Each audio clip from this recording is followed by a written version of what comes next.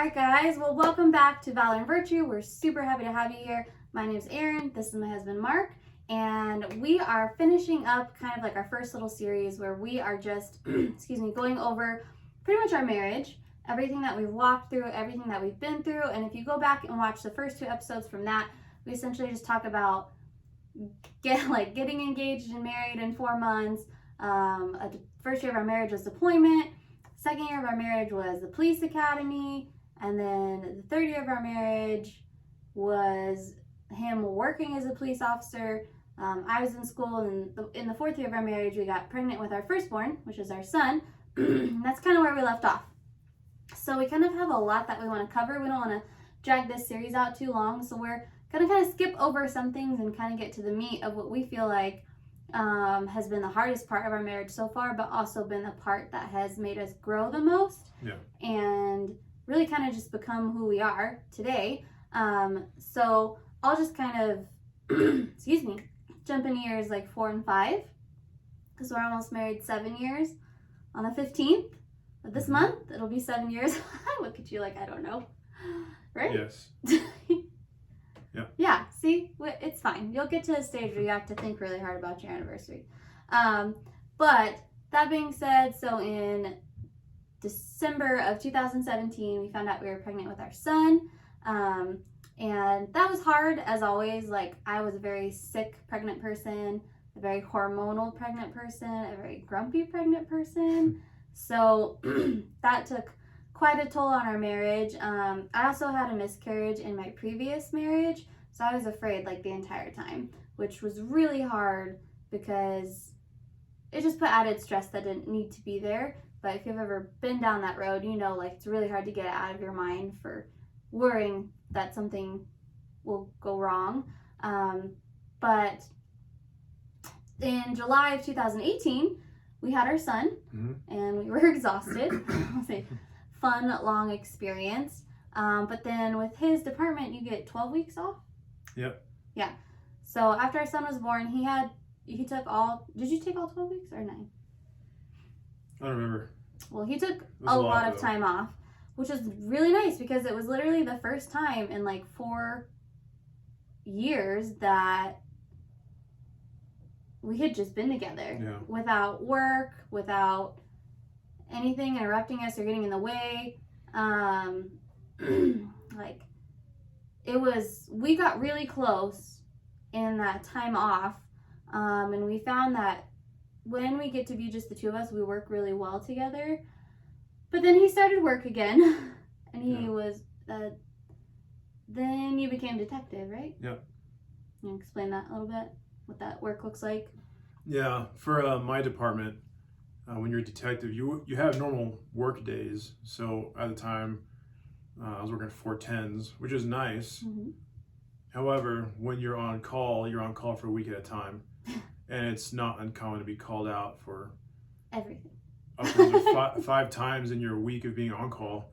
And each call out is usually between 4 and 12 hours long. So, and most call outs are in the middle of the night. So, and I was on call every 3 weeks, 1 week for every 2 weeks off, on top of regular work schedule, on top of still flying for the Army Guard. So that's when stress started to build. Yeah, and plus being a new dad or new parents. Yeah. It was a really big challenge. Some weeks I barely saw my family at all. So it was pretty hard. Well, and there was the stress of like every time the phone rang. Like, I remember we'd finally like sit down, we'd be eating dinner, and his phone would ring, and we would both like, there's instant like tension because you're like, is that work? Is he gonna have to leave? Is he gonna be gone all night? Am I putting the kid to bed by myself? Am I like, you just don't know what you're doing. Yeah. And so sometimes he would like disappear, take a phone call, and he'd come back and he'd be like, it was just a question. And so then we'd take a breath and we'd keep eating dinner. And then sometimes he would come back and he'd be like, I gotta go get ready. And you just suck it up and say I love you, encourage them to eat a couple more bites of food so they're not going on 12 hours without food, and say I love you and watch them walk out the door and just do life. At that time, I still had the gym. I was also still working at the hospital. So we just had a lot going on. And then in, I want to say the fall of 2019, is kind of when the rough part of our journey and our marriage started to begin. Yeah. In fall of 2019, my mom was diagnosed with breast cancer, and that was a huge blow. We have no family history of cancer, of breast cancer on my mom's side, and it was pretty far along, and she pretty much had to start chemo right away. And the hardest part was that my parents were our caretakers for our son so that I could still run the gym, because we couldn't afford like a full-time nanny, and we couldn't afford full-time childcare here. And he was only like he was like he was just barely over a year old. So to me, he was still a baby. And so she pretty much went on chemo right away, and she got very sick, like with the chemo immediately. And we lost our childcare.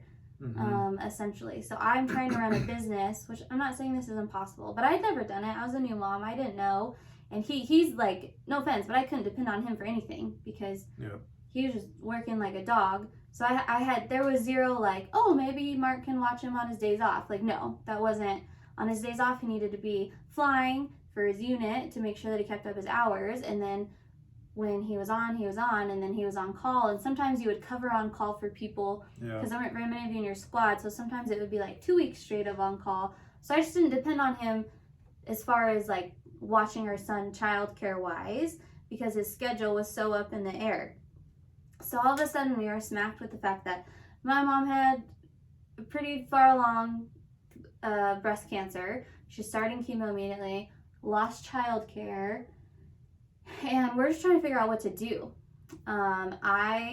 She started to get really sick, and so I ended up quitting my job at the hospital because there was the fear of, because we still tried to go and see them. At this point, she wasn't hospitalized yet. She was at home.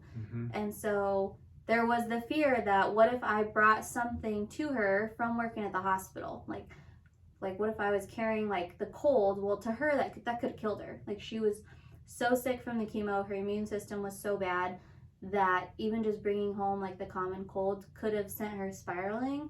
So after lots of talk with like my bosses, talking with my parents and what her doctors said and where she was at, like I decided to stop working at the hospital.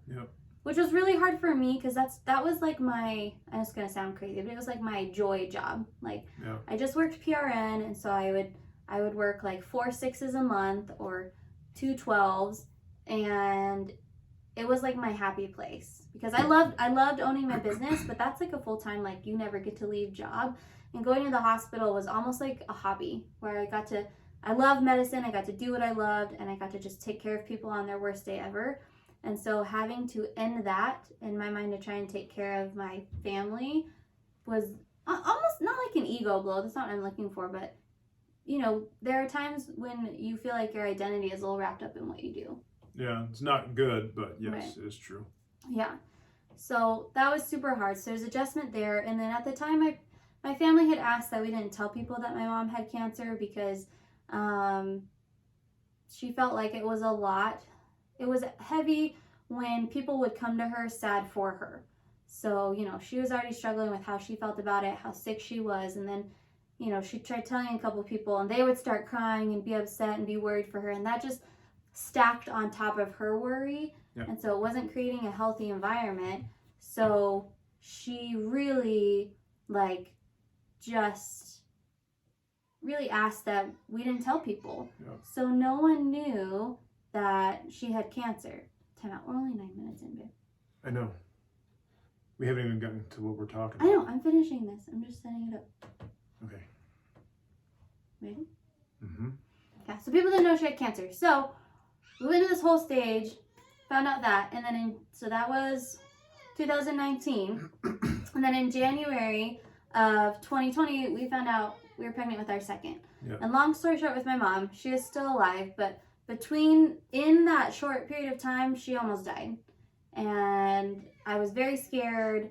I didn't know what to do. It was extremely hard on our family. And I'm just telling you all that because that set up really the beginning stages of our biggest struggle in our marriage. Yeah. So then for different reasons, but so in January of 2020, we found out we were pregnant with our second, who you can probably hear right now, just being wild. And then in February of 2020, I had to close the gym. And it wasn't because of COVID, but honestly, we probably would have had to anyway with everything shutting down and the restrictions. But it was because we were just so worried about my mom and her health, and I didn't have childcare and I wanted to take care of her. And during all this time, like, I was picking up some really bad habits as a coping mechanism for myself with everything that was going on. With having to close my gym down that I had had for 7 years, that was my life. With not working at the hospital, with my mom almost dying, having a 2-year-old, being pregnant, and it was a lot. Yeah, it was a lot. So walking into like March of 2020, why don't you kind of jump from there? This is kind of when like the hardest part of our marriage began. Yeah, I'm sure anybody will say that 2020 was one of the hardest years they've ever experienced. And we're not going to sit here and say that we're any different than anybody else or we had any harder than anybody else. But it was also the hardest year of our marriage, but for very different reasons. In March 2020, I tried out for a specialized unit in the Army, and I didn't make it. And that was pretty hard to deal with. Plus, Aaron's mother had cancer at this point. Plus, COVID was starting. Plus, we closed the gym. And I was newly pregnant, which is, if you know, is never good hormone-wise. Yeah. Like, oof. Newly pregnant with number 2. And Aaron started developing some really serious germophobia. And Yeah, it was some serious phobia issues. I've always had a little bit of like OCD tendencies, like things have to be a certain way for me, or like I care about things in a certain way, but they've never like hindered my life in any manner. But like I said, there were events that happened, a couple that happened when we had our son, but then really when my mom got cancer, where I started developing really bad habits to cope with that I turned into phobias, like extreme phobias. Yeah, it was bad. Yeah, and then when the pandemic hit, that sent me spiraling because I was already afraid of like getting sick and dying, and then now there's this thing that we think is killing everybody, right? Like that's what we thought. And I mean, y'all, I wouldn't touch things in our house without gloves.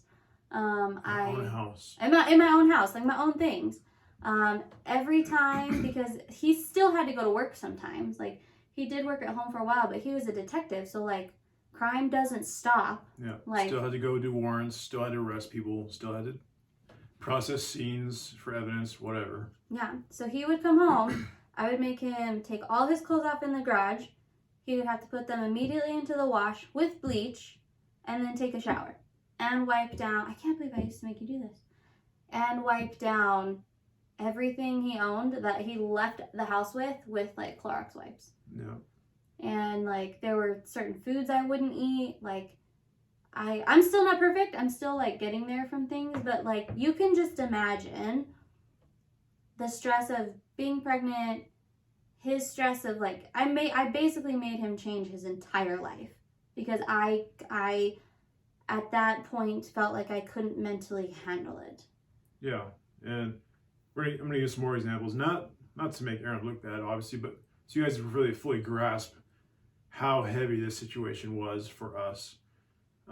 There was a period of time, I think from maybe the end of March through May or June of 2020, where Aaron would not walk out the front door. No, I wouldn't even go out the back door. No, she stayed in the house for 2-3 months Yeah. without going in our own yards. Nope. Because she was afraid of getting sick and dying. Yep. Even if there's nobody around.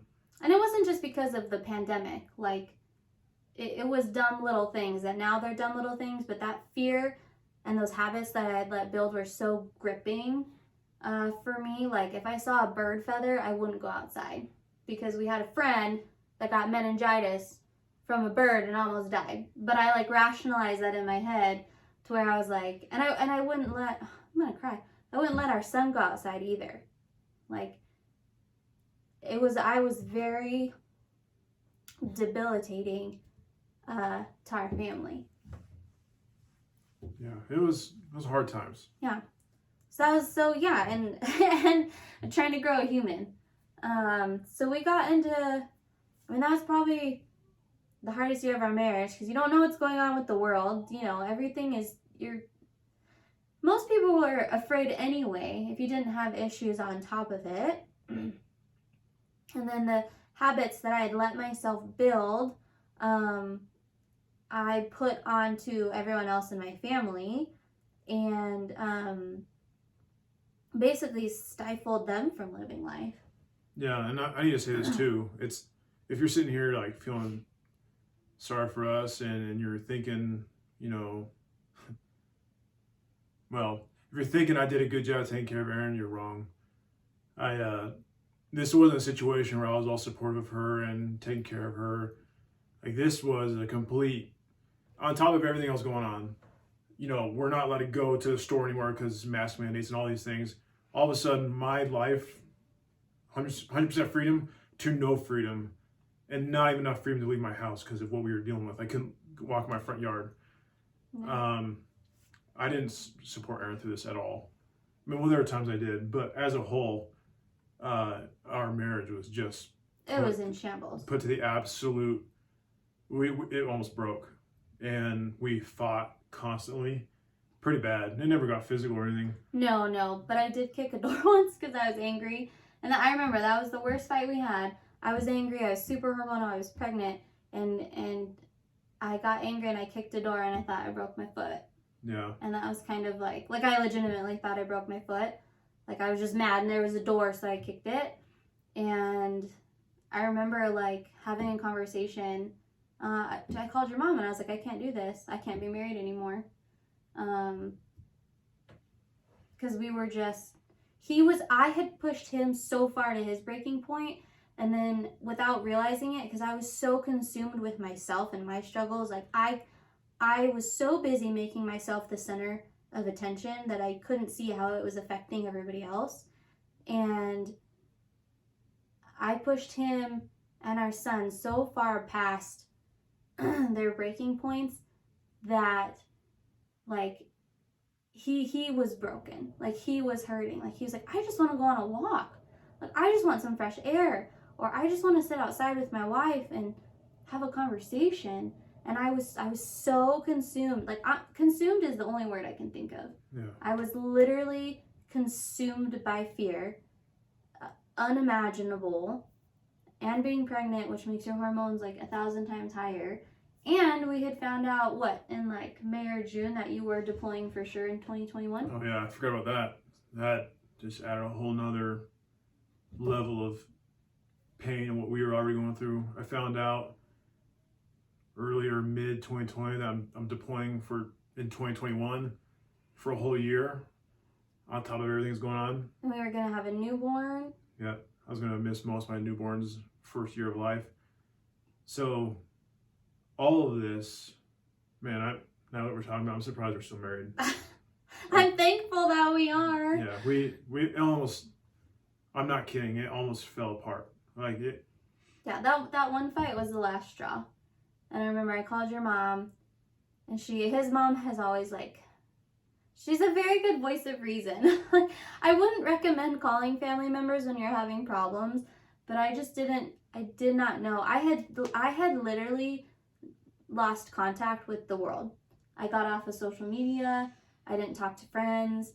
I did not see anyone for probably a solid 8 months, other than like my doctors. Yeah, and the one time we had my family in town, This is embarrassing. Yeah, it's fine. I made us see them through a window. Yeah, we had to talk to them through our front window. And man, this is what we were going through. And I'm sure everyone had their struggles. We didn't lose anybody to COVID, thankfully. I know a lot of people went through a lot worse things, but for us, this was hell on earth. It was horrible. And no one knew about it.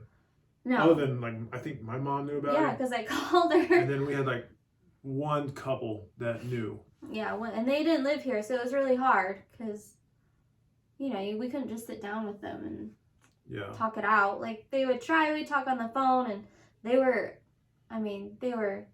love them. They were beyond helpful. Yeah, They're some of our best friends. I still don't think they fully understood what we were going through. Yeah, because I'm a pretty prideful person. I'm a lot better than I used to be. Yeah. But during that year, I was so ashamed of You us. refused to talk to anybody. I wouldn't talk to anybody. Yeah. And looking back, like I should have, but I still don't know if I could. Yeah. I was so ashamed of what we were that I just couldn't talk to anybody about it. And I knew no one could understand because I didn't know anyone who had a phobia in their marriage.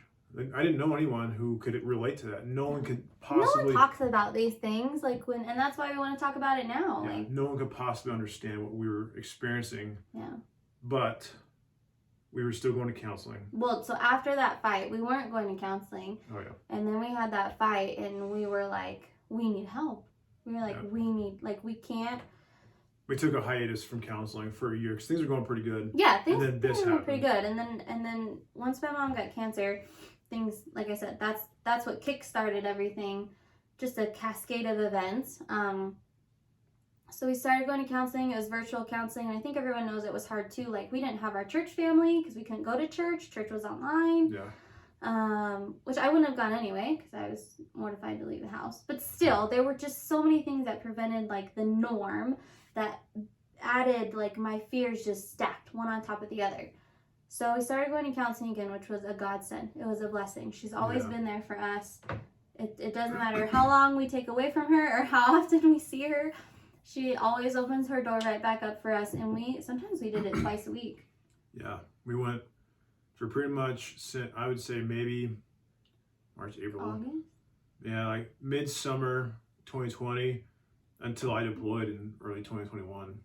And Like, sometimes 2 days a week, absolutely once a week, and it was all virtual, but it didn't matter. Like, we were like, we cannot fail. Yeah. For ourselves, because we made a vow to each other, and for our kids. yeah, And, like, I'm not saying if you're in a bad marriage to stay married for your kids, but our marriage wasn't bad. It wasn't abusive. There weren't, like, serious problems.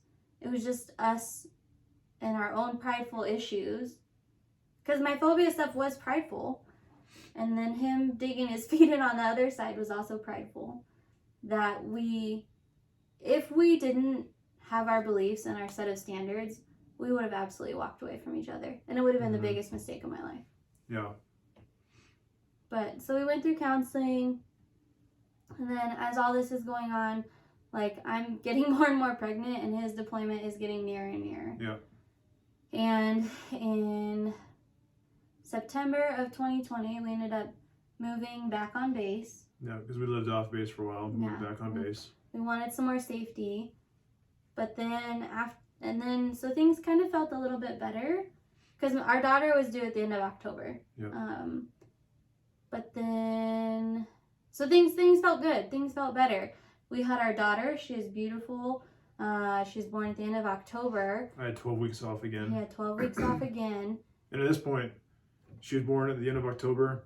And now I'm deploying early 2021 or 2021. Yeah, So I turned in my police gear for the 12 weeks off. I knew I wouldn't be coming back until after my deployment. So I turned all my gear in and said goodbye to the police department. Turned my office key in, turned my unit in, and kind of waved goodbye to that for a while. Yeah. And things were good. I would say about the first 2 weeks after she was born, first week after she was born, 2 weeks, things were good. And then he had to start going into work for the military. Mm-hmm. Getting ready for pre-deployment stuff. Getting ready for pre-deployment stuff. And I remember the first day he went into work, I was by myself. It was just me and our daughter because our son was with my parents. And I lost it. Like, I spent the entire day crying. I felt all that fear come over me again. Because I had come a pretty long way. Like, when we had our daughter, like, I know this won't sound like a big deal to you guys, but, like, I was eating food at the birth center. I was drinking out of their cups. Like, that stuff I never would have done. And I was like, you know what? Like, she's here, she's born. I was trying to grow. I was trying to use the practices and the help we got in counseling. And then, like, and when we moved in, our house wasn't very clean. Like, because just things were a mess because of the pandemic. And the normal me would have gone through and deep cleaned everything. Yeah. Like, with bleach wipes. But I didn't. I just moved us in. And, like, we were okay. So I felt like I was making progress. So anyway, he went back to work that first day. I was by myself. And I felt all that fear come crashing down on me. And all of a sudden there's, I'm gonna cry. There's a realization that he was leaving. Yeah. Being home for those 12 weeks off of work before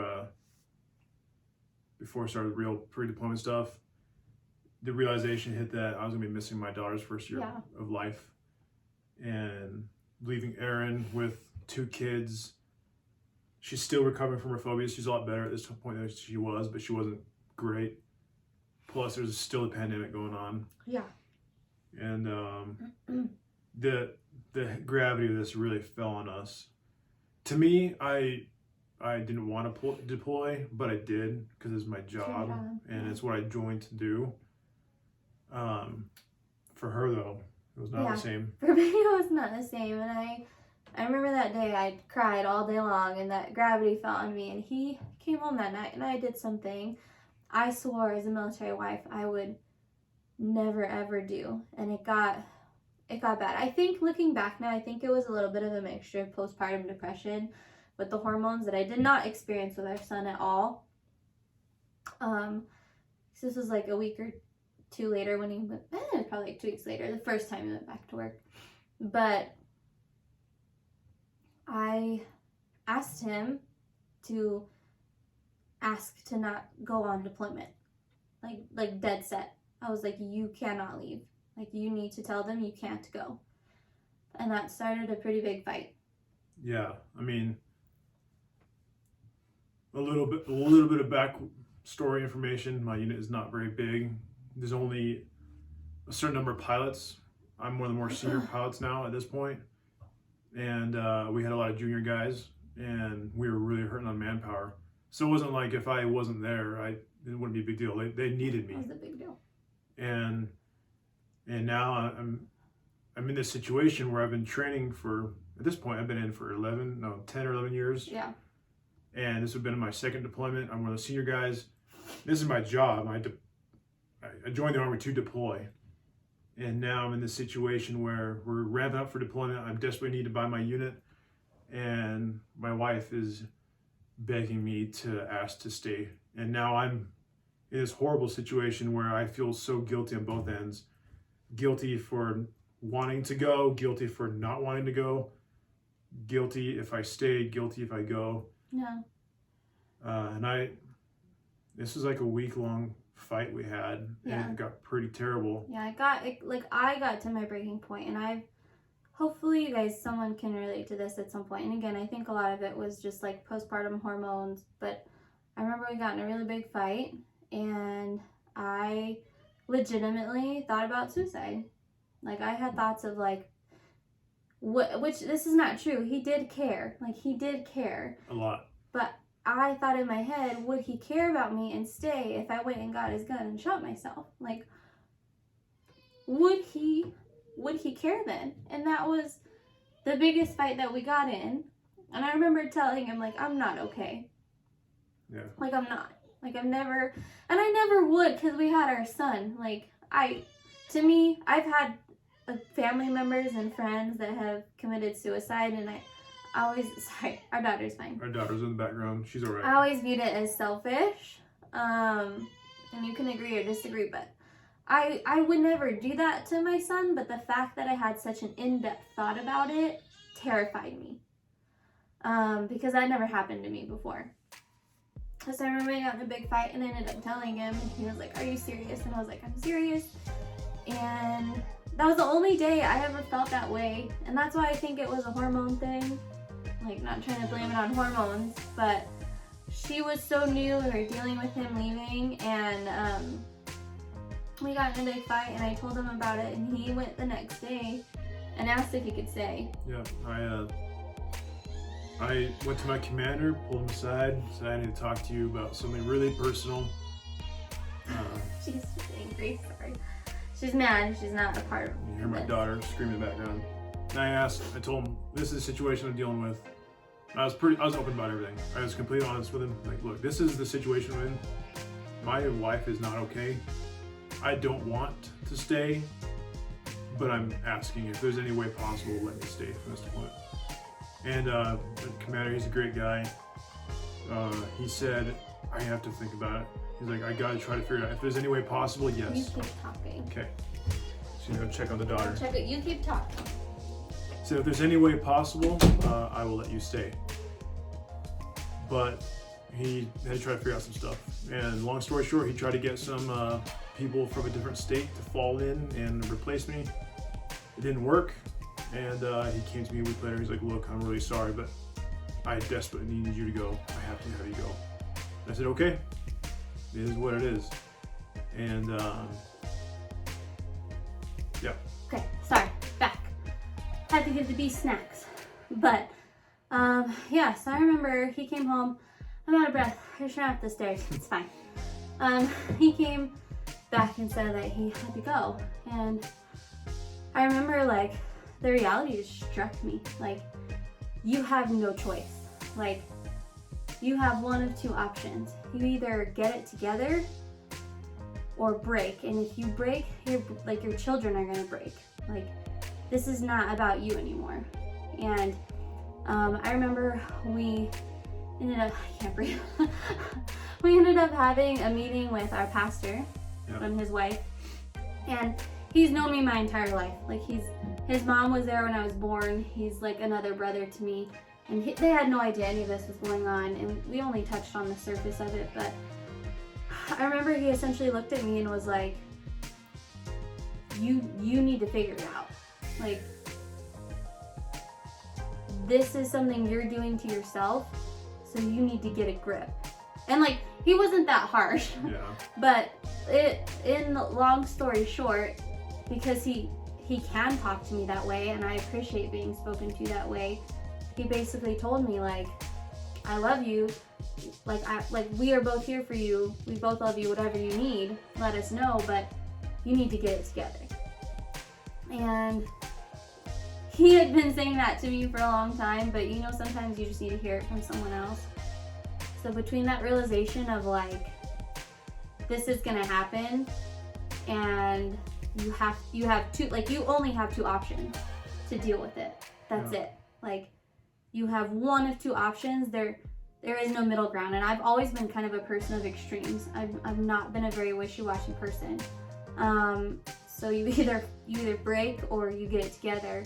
And after that meeting with him, I was like, okay, like, you have to get it together.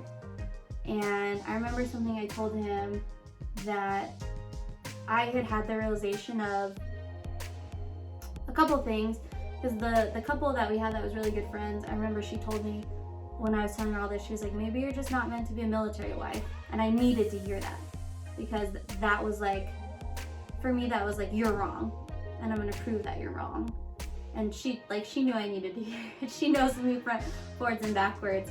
So that had been in the back of my mind throughout all of this. But then also, we were doing a Bible study one night, or we were praying, I don't remember, and he had like come out of the restroom from getting ready for bed, and I remember telling him that there was a thought. I was thinking just about the day he would be leaving and what I wanted to look like, and the kind of woman that I wanted to be, and the mother I wanted to be for our children, the wife I wanted to be for him. And I remember I looked at him and I told him that I wanted to be the wife that on the day he left, I cry so much, that's like my go-to emotion, I'm sorry.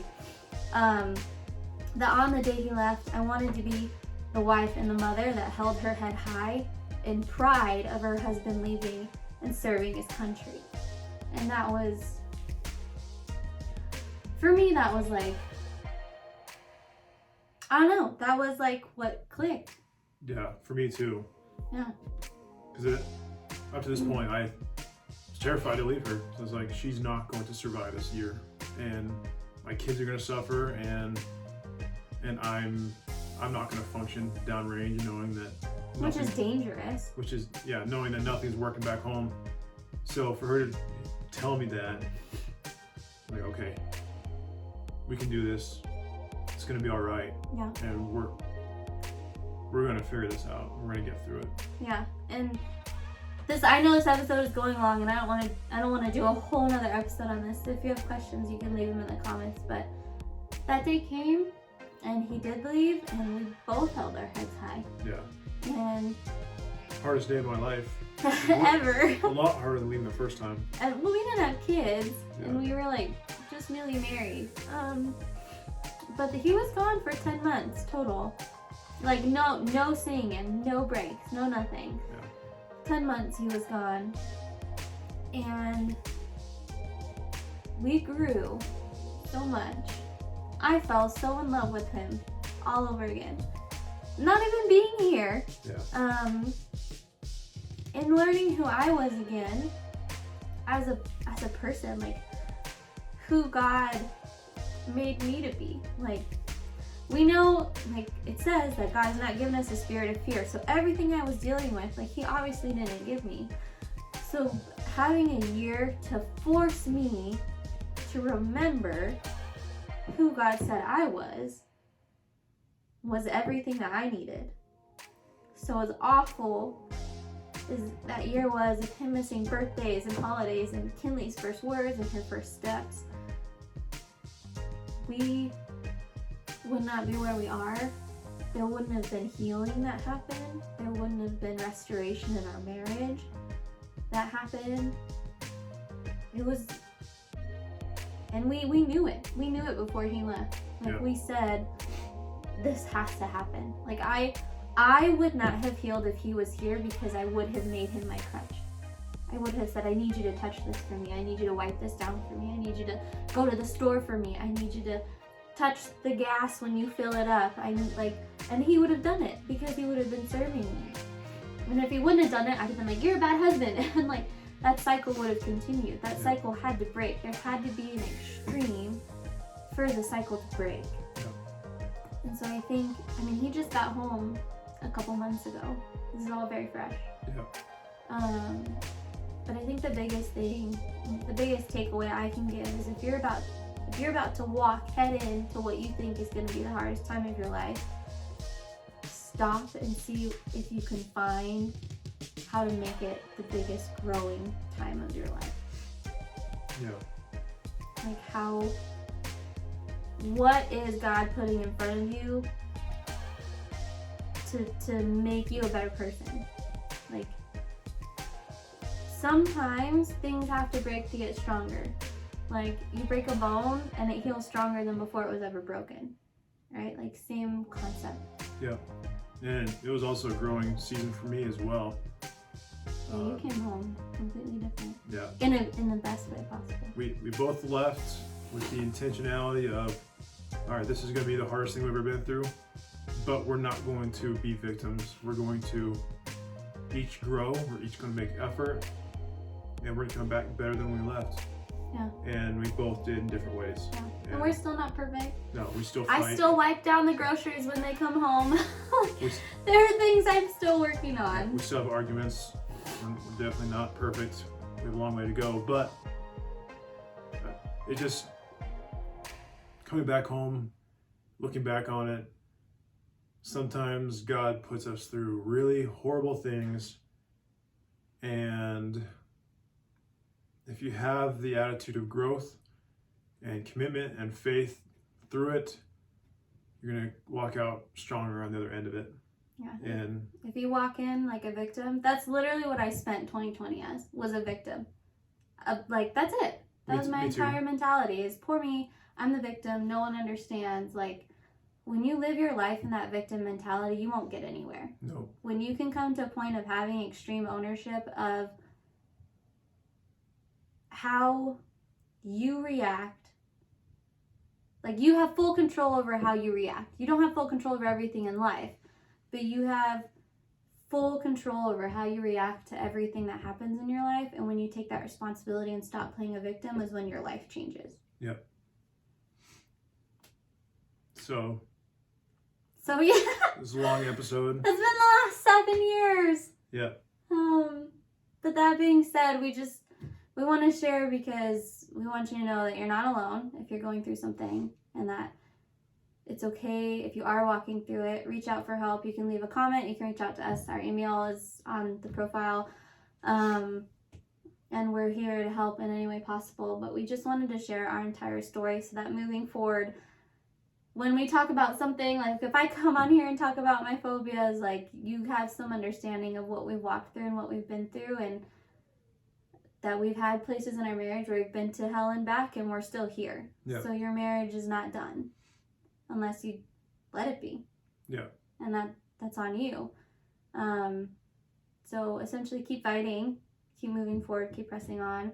Next week will, I think, maybe be your first episode by yourself. Yeah, so for moving here forward, we're going to alternate weeks where Erin talks about something on her own, I talk about something on my own. And then we'll come back together. Yeah, but it just depends. I'm also going TDY again here in several weeks. A couple months, actually.